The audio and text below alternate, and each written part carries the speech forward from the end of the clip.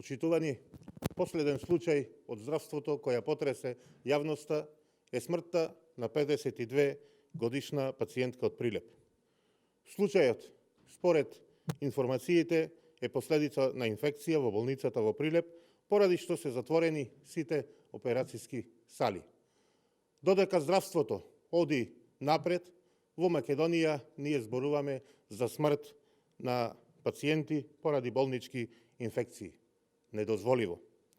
Оваа неспособна власт, предводена од Социјалдемократскиот сојуз и ДУИ, секојдневно ја тресат скандали.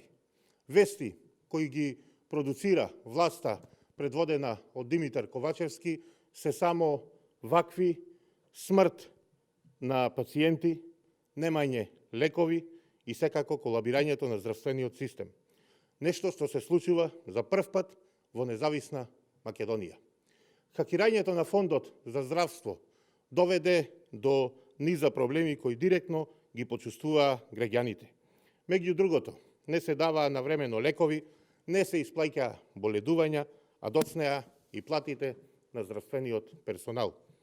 Оној персонал кој недостасува во државата, кој секојдневно заминува на работа главно во здравствените институции во Европа, а никој не е заинтересиран да го задржи во земјава.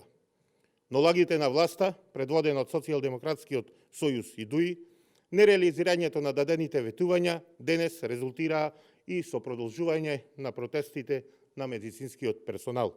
Овој персонал само сака да го посети Ковачевски, дека неговото однесување и однесувањето на неговата екипа, која се грижи само за лични и партиски интереси, не смее да ги остави на цедило.